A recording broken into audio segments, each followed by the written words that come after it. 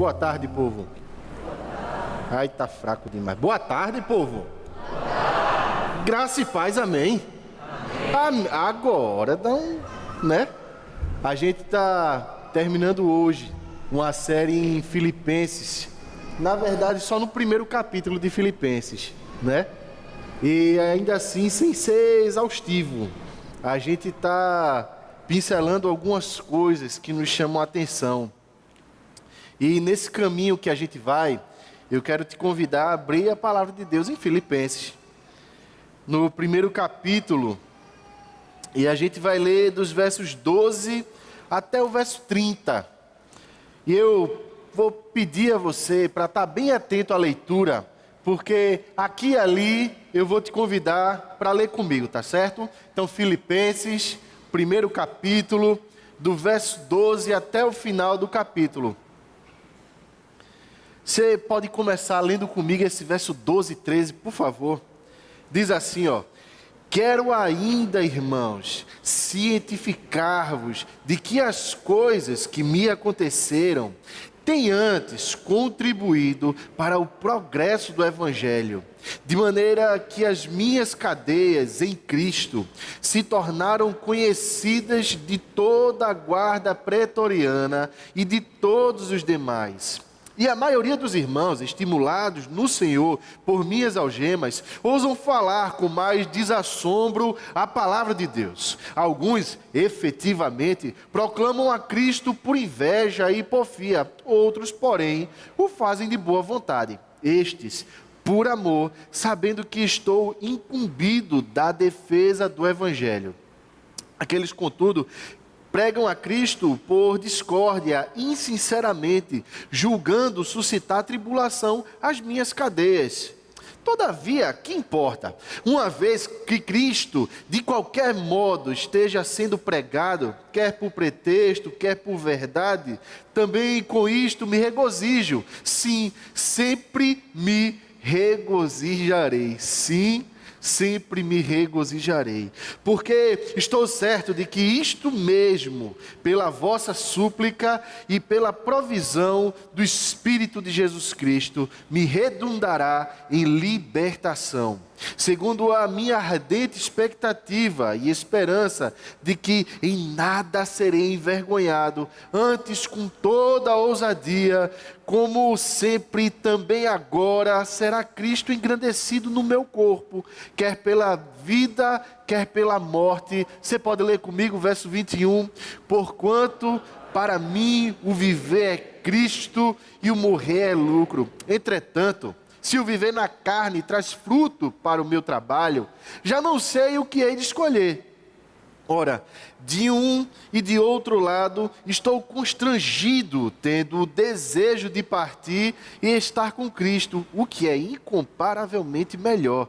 Mas por vossa causa é mais necessário permanecer na carne.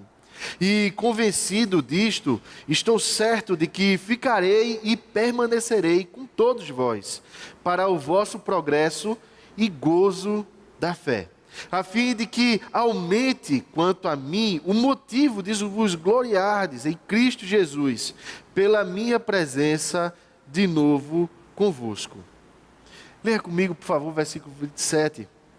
Vivei, acima de tudo, por modo digno do Evangelho de Cristo, para que, ou indo ver-vos, ou estando ausente, ouça no tocante a vós outros, que estáis firmes em um só espírito, como uma só alma, lutando juntos pela fé evangélica, e que em nada estáis intimidados pelos adversários, pois o que é para eles prova evidente de perdição, é para vós outros de salvação, e isto da parte de Deus, porque vos foi concedida a graça de padecerdes por Cristo, e não somente de crerdes nele, pois tendes o mesmo combate que vistes em mim, e ainda agora ouvis que é o meu. Vamos orar? Pai, se a tua palavra, Deus, lida e colocada no nosso coração, que a gente te pede é que o Senhor derrame sobre nós a graça de compreender o que essa palavra significa para a gente. Qual é a mensagem tua, do teu Espírito Santo, para o coração da gente hoje, Deus. O que a gente te pede, Deus, é que essa palavra nos encoraje, nos transforme, nos coloque no centro da tua vontade, porque é o que a gente quer aqui, Deus. É a tua presença abundante nos nossos corações. No nome de Jesus Cristo. Amém e amém. É muito razoável que a essa altura do campeonato, nessa época do ano, cada um de nós faça um balanço da vida e procure ver o que foi caminho e o que foi descaminho, o que foi considerado e computado como vitória e como derrota, o que para a gente foi tristeza e o que para a gente foi alegria. Mais importante do que essa retrospectiva é a gente procurar compreender as nossas reações diante de cada acontecimento, diante de cada fato na vida da gente. E mais do que isso, a gente se perguntar um pouco por que eu reajo como eu reajo diante das coisas que me aconteceram esse ano. Por que eu reajo como reajo diante das coisas que me aconteceram esse ano. Isso, no ano de 2016, tem tudo a ver, porque esse é um daqueles anos complicados. De tudo aconteceu. De desastre aéreo, de comoção nacional a impeachment. Então, foi um ano convulsionado de muitas notícias chocantes. De uma economia parada, de um desemprego crescente, de muitas más notícias batendo a porta, de muita gente que a gente ama, sabendo que está recebendo más notícias, de diagnósticos desfavoráveis, e ainda óbitos, e ainda desemprego. Foi um ano bem complicado para muita gente. Se a gente começar a olhar para o texto que a gente leu, e parar para olhar um pouco a vida de Paulo, a gente vê que, diante de determinadas coisas que aconteciam, Paulo tinha uma reação diferente das que normalmente a humanidade costuma ter. A gente consegue perceber na vida de Paulo uma marca de distinção diante dessas coisas que aconteciam. A reação de Paulo era diferente. Por quê? A gente, como crente, tem uma resposta genérica e rápida. A gente diz assim: Deus. Joga uma resposta genérica, né? Paulo tinha Deus. Ok, ponto. Concordo com você. Mas como é que esse Deus, ele opera no nosso coração?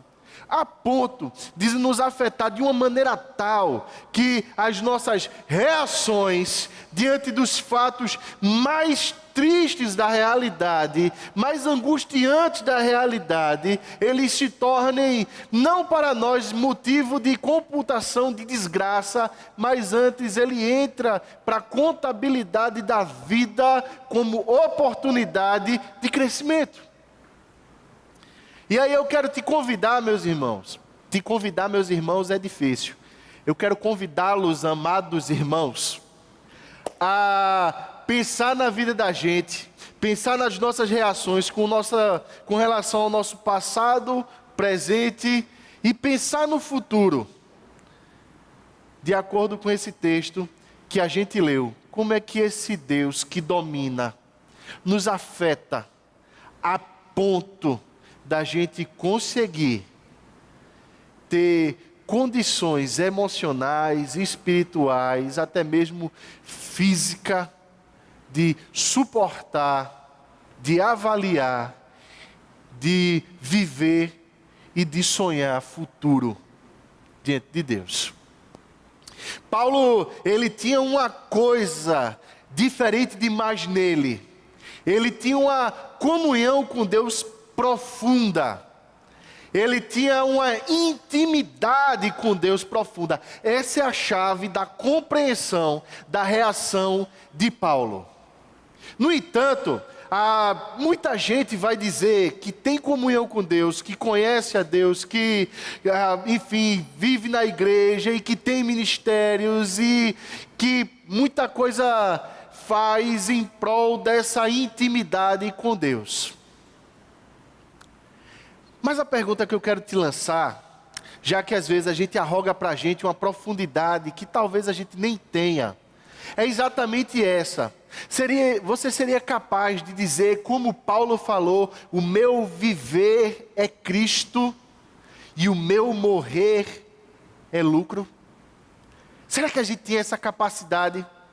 E talvez assim no discurso a gente até diga, porque o discurso aceita qualquer coisa.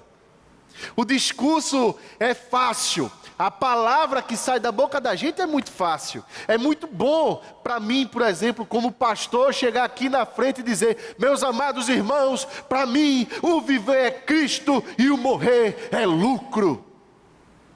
Mas o que implica em mim dizer o viver é Cristo e o morrer é lucro, senão a implicação básica desse mesmo Paulo dizer no começo desse trecho que a gente leu, as minhas cadeias em Cristo.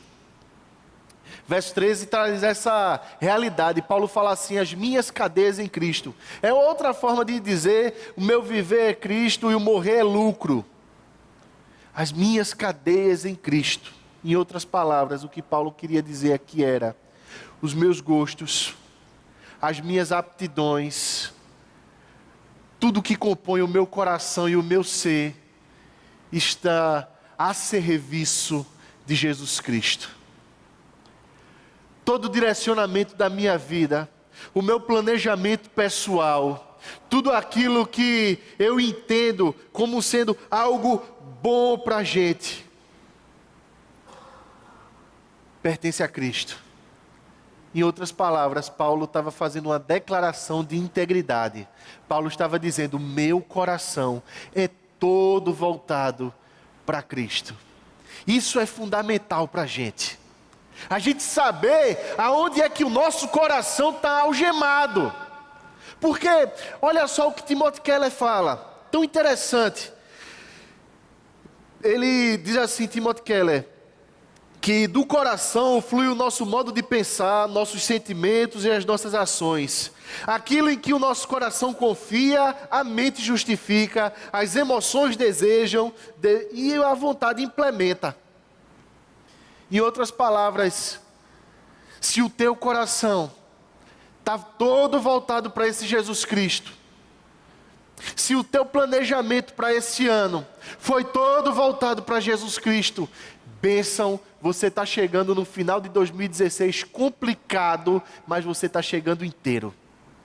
No entanto, se a gente começa a olhar para as circunstâncias e a gente vê que o nosso coração está muito ancorado, o nosso coração está algemado às circunstâncias, a gente vai começar a ver que esse ano a gente está pedindo a Deus para que acabe logo, porque a gente não aguenta mais. E Paulo, ele começa a fazer um retrospecto da vida dele no versículo 12, e ele diz assim: olha, todas as coisas que me aconteceram, elas não foram para destruição não, antes foi para o progresso do Evangelho. Paulo estava dizendo assim, em outras palavras: olha, o que interessa para mim de verdade é agradar a Deus. O que interessa para mim de verdade é me entregar à soberania de Deus. E olha, meu irmão, a gente só consegue dizer com toda a convicção do coração que o meu viver é Cristo e o meu morrer é lucro, se a gente começa a descobrir a vida a partir do ponto de vista de um Deus que domina, da soberania divina. Então, há um convite de cara aqui para você descobrir a soberania divina. E entender que as coisas que te aconteceram esse ano, as esperadas e as inesperadas, aquilo que você achou bom e aquilo que você achou ruim, está dentro do planejamento de Deus. Mais do que isso, Deus é bom. e a misericórdia dele dura para sempre. Então, Paulo ele estava dizendo assim: todas as coisas que aconteceram foi para o progresso do Evangelho, estou feliz com isso. Ele começa a fazer uma retrospectiva da vida dele e dizer assim: o meu passado não me é pesado. Apesar de, meus irmãos, da gente olhar para a vida de Paulo e a gente conseguir enxergar que a vida de Paulo não foi fácil. Paulo estava sempre sobre a mira de uma espada, de uma flecha. Até então, na vida de Paulo, parece que depois que ele se converte, a vida piora.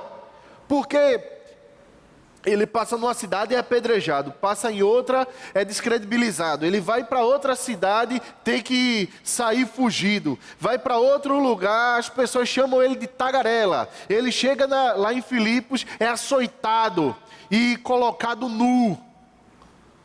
E esse camarada olha para esse passado dele, em vez de ficar se comiserando, se achando um coitado, dizendo que é uma vítima da sociedade cruel, que não o compreendia.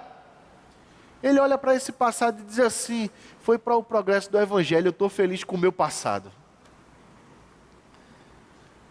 Deixa eu te perguntar isso agora, já que a gente tem tão pouquinho tempo. Como é que você computa o seu passado? As coisas que te aconteceram esse ano e talvez as coisas que te acompanham desde a tua infância, talvez coisas que estejam algemadas em você e que sejam condicionantes para a tua vida, para as tuas decisões. Aquela coisa que faz você pensar naquele ditado: gato escaldado tem medo de água fria. Já viu isso? Ah, eu não vou por esse caminho aqui não, porque eu já fui uma vez e eu me dei mal. Ah, eu não vou me relacionar mais com aquela pessoa ali não, porque ela me tratou muito mal. Ah, eu não vou por esse caminho aqui não, porque eu sou traumatizado, porque... Deixa eu te fazer esse convite especial.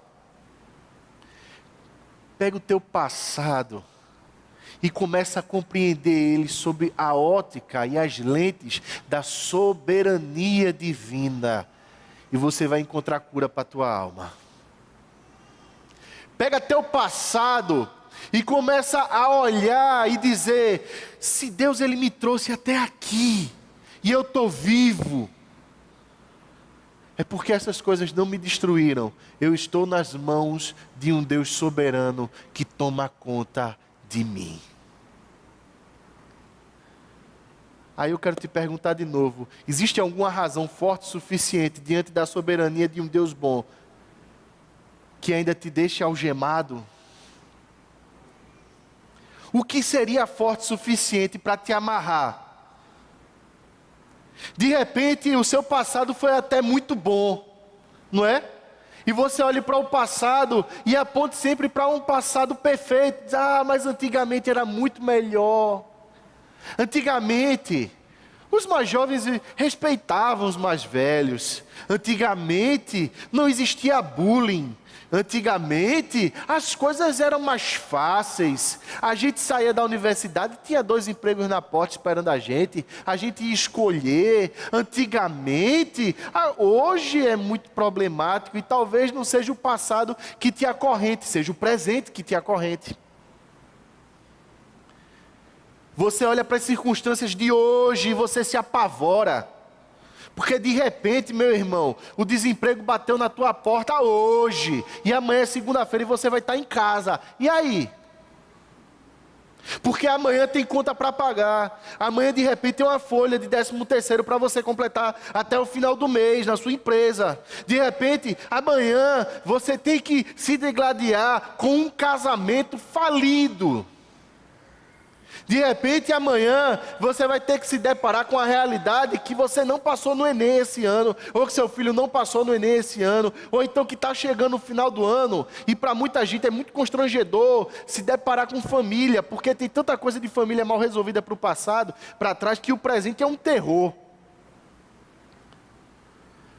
Vamos olhar para o presente de Paulo aqui? Como é que Paulo lidava com o presente dele naquele momento? Paulo dizia assim: olha, minha última análise nesse texto, eu estou me relacionando com 3 tipos de pessoas aqui. Duas categorias de crente e uma categoria de gente descrente. Paulo ele fala em primeiro lugar de uma guarda pretoriana. Ele fala assim, olha, as minhas cadeias em Cristo, esse meu viver para Cristo, ela foi conhecida de toda a guarda pretoriana. E isso para a gente é um ganho maravilhoso. Paulo estava escrevendo para os filipenses. Quem é essa guarda pretoriana? Quem era esse povo? Para que Paulo computasse como sendo gente tão importante. É gente que de repente se parece muito com algumas pessoas que a gente convive.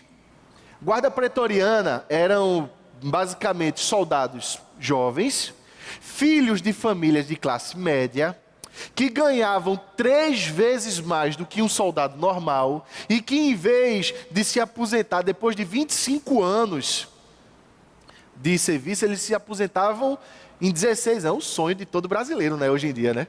A pessoa se aposenta com 16 anos de serviço, 16. Muito bem, Letinho. E eu ainda fiz engenharia, né? Como? Nunca entrei no edifício que eu projetei. 16 anos de serviço, você podia se aposentar. Quem não queria uma vida dessa? Alguém aqui não queria ganhar 3 vezes mais? Participar da comunidade romana, ter influência política, porque a família é classe média, está muito bem armado e ter direito de matar todo aquele que você considerasse inimigo de Roma.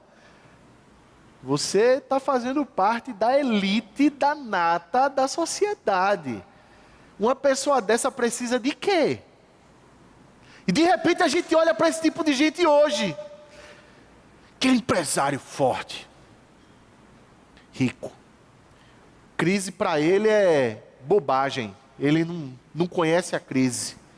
De repente alguém que trabalha aí na área de saúde, não sei... Alguém que está muito bem sucedido e que a crise nem chegou na porta. E você olha para essa pessoa e diz assim, mas eu vou falar de Cristo para essa pessoa. Ela já é tão feliz. Ela não precisa de mais nada. Só que muitos daqueles soldados, eles se entregaram para Jesus. Muitos daqueles soldados e os escolas da Bíblia, eles dizem que Paulo, ele pregava, diz que Paulo orava antes de comer, e era uma refeição de detento, uma refeição fraca, e que Paulo estava sempre feliz. Aliás, a carta aos Filipenses é a carta da alegria e da felicidade. Paulo fala 16 vezes a palavra alegria ou a palavra correlata à alegria. E a alegria aqui tem uma relação muito profunda, meus irmãos, com a palavra paz, bem-aventurança, plenitude. Paulo estava vivendo a plenitude dele, da vida dele, com Jesus Cristo. Isso causa um choque, até daquelas pessoas que a gente acha que não precisa de mais nada. E eu vou dizer para você, meu irmão, uma pessoa extremamente abastada e uma pessoa miserável em termos econômicos, em termos sociais, em termos educacionais, diante de Deus tem o mesmo valor. Diante de Deus tem a mesma necessidade, que é essa plenitude que só quem pode dar Jesus Cristo. Muitos desses soldados que viviam vigiando Paulo 24 horas por dia, eles se revezavam. Paulo era considerado inimigo de Roma. Paulo estava sendo vigiado 24 horas por dia e só trocava a guarda. Aí Paulo preso, Paulo dizia assim, menina, era tudo que eu queria, só jeito para eu pregar. Ó. Aí Paulo vai falando da alegria e vai vivendo essa alegria, com todas as necessidades dele. E aí de repente essa pessoa olha, e é impossível não comparar. Essa pessoa olha e diz assim, oi, eu tenho tudo na vida e vivo no Rivotril. E esse homem não tem nada e ele dorme bem que só. Eu tenho tudo na vida, mas eu tenho que no final do ano entrar numa obsessão, numa compulsão consumista.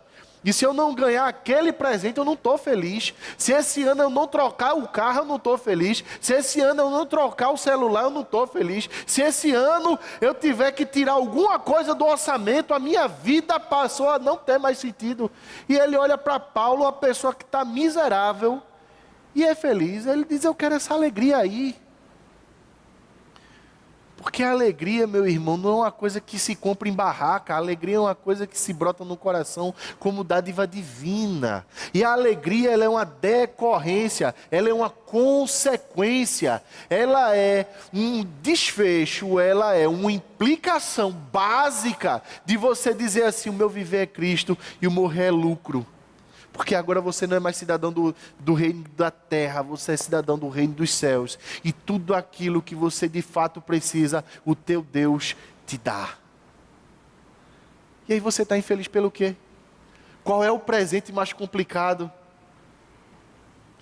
Tem outra categoria que Paulo vai dialogar, que é exatamente a categoria dos filipenses e de alguns irmãos que estavam meio assombrados, né? Porque o Império Romano era aquela coisa opressiva. Ninguém podia ir contra o Império Romano. E realmente dava medo, né? De pregar para alguém que, sei lá, pode te matar a qualquer momento. E aí esses irmãos começam a ver Paulo pregando para aqueles que podiam, a qualquer momento, sacar uma espada da cintura e matar Paulo. E dizer assim, ele estava conspirando contra o César, pregando um outro senhor que não era o César. Como é que Paulo ele conseguia isso? E essas outras pessoas, elas viviam essa angústia do presente, esse medo de morrer, essa ansiedade o tempo todo. Entenda que Paulo ele não tinha um discurso vazio, não era só retórica, não era só cacuete de crente. Paulo vivia unido a Jesus Cristo de fato. E o que fluía da boca de Paulo, quente, era essa alegria contagiante.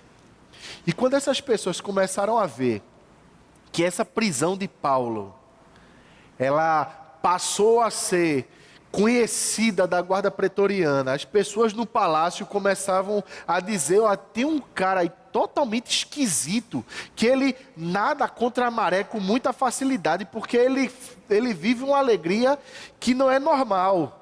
Porque o que essa guarda de elite estava acostumada era impor medo, era impor pânico. E agora está diante de um homem que não tinha medo deles.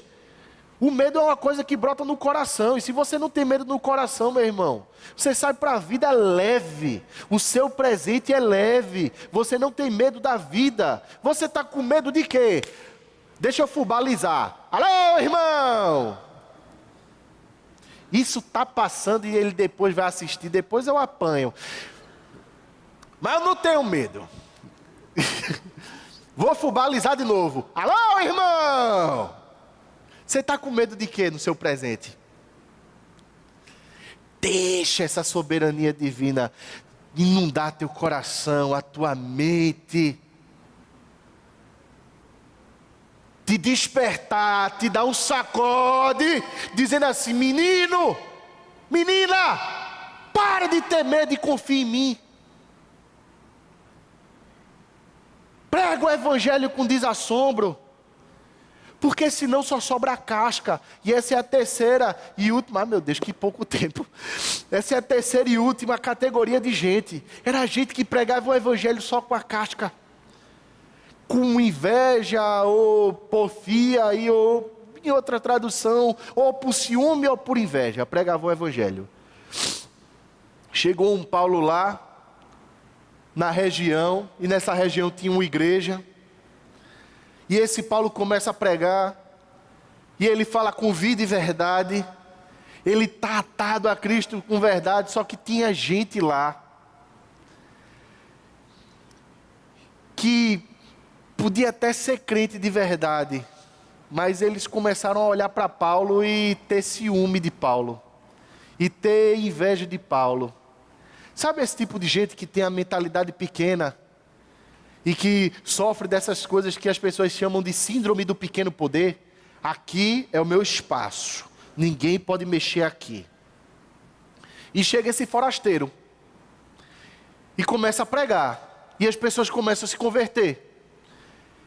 Isso gerou um problema, porque um bocado de crente que estava lá começou a olhar para o seu ministério, para a sua vida e dizer assim, ah não, Paulo, A gente agora é que vai pregar. Vamos mostrar para esse Paulo como é que se faz. E só tinha uma casca. E olha só isso.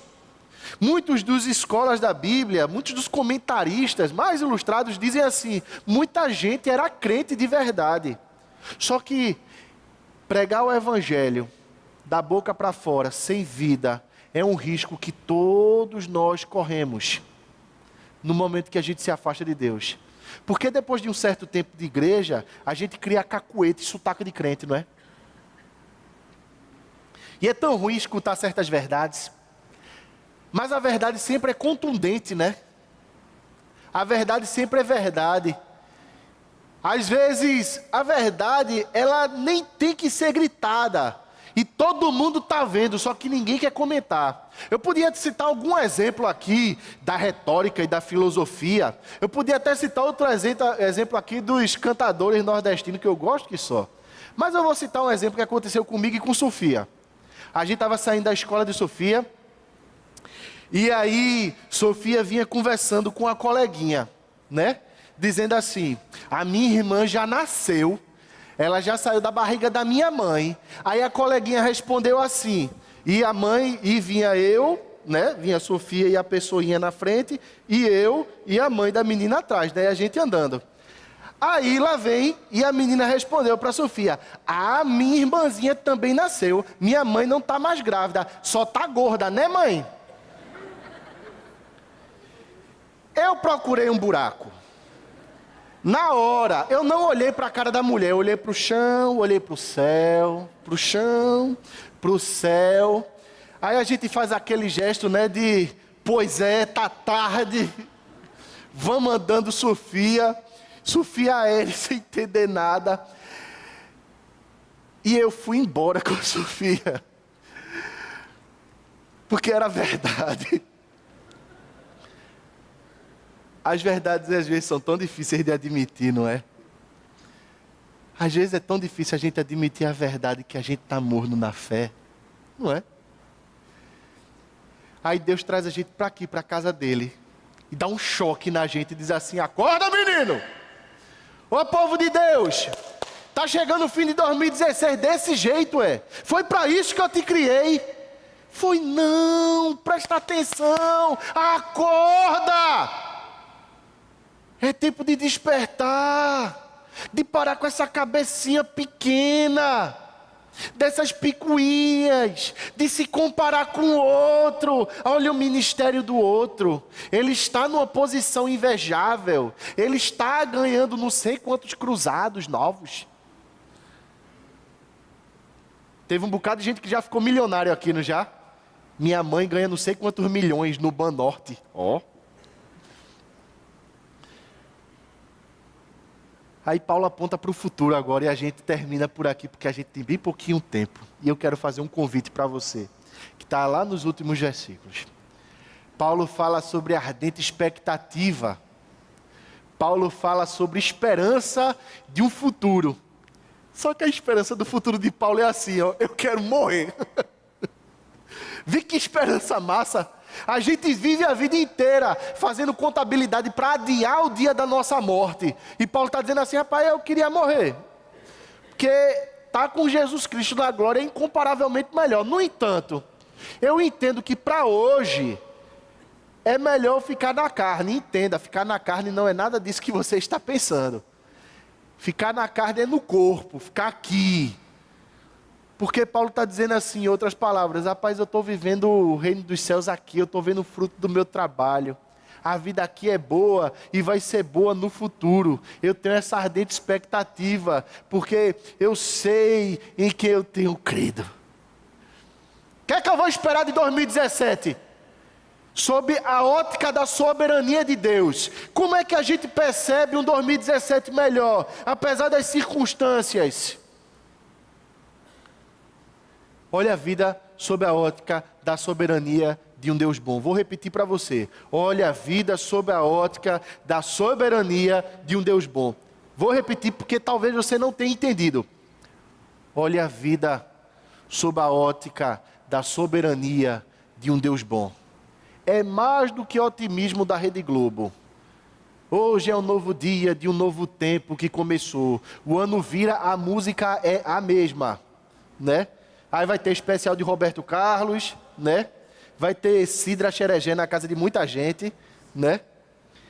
Aí a pessoa faz, abre o champanhe, é cidra, né? Cidra xerejé, né? Tem um bocado de gente se acusando aqui. O ano é a mesma coisa. Depende, meu irmão, do seu coração. Porque Paulo ele encerra com um convite e um encorajamento. Ele diz assim, viver acima de tudo, de modo digno do Evangelho.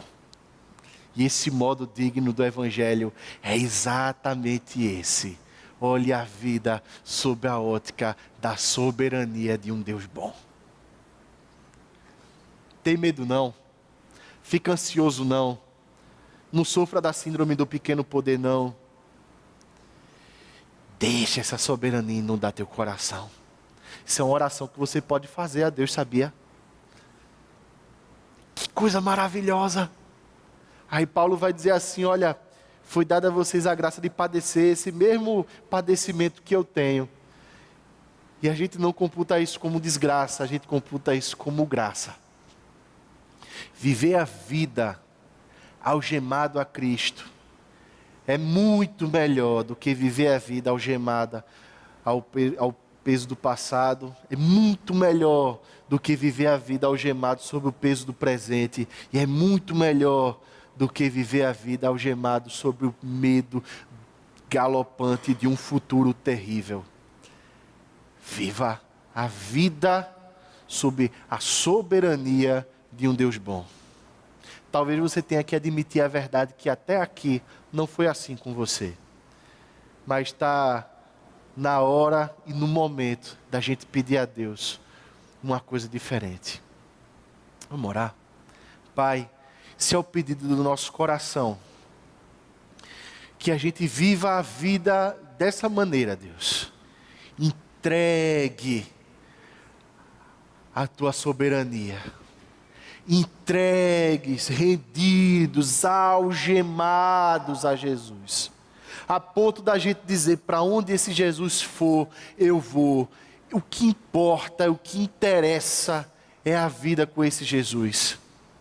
O que a gente te pede, Deus, é que o Senhor nos mostre essa tua soberania a cada dia. E assim o nosso coração seja pacificado pelo Senhor.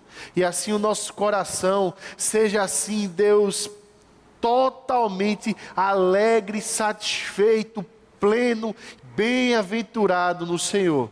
Por a gente ter descoberto um Deus bom, presente, maravilhoso. E que tem interesse em transformar aquilo no nosso coração que é hoje hipocrisia, aquilo que hoje no nosso coração é retrato de crente morno. E transformar a gente em gente exultante, que espera o melhor do Senhor, não do mundo, mas, portanto, do Senhor. E por estar com o Senhor, pode ser liberto do passado, viver bem o presente, dormir bem hoje e pensar num futuro contigo. Em nome de Jesus. Amém e amém, meus irmãos.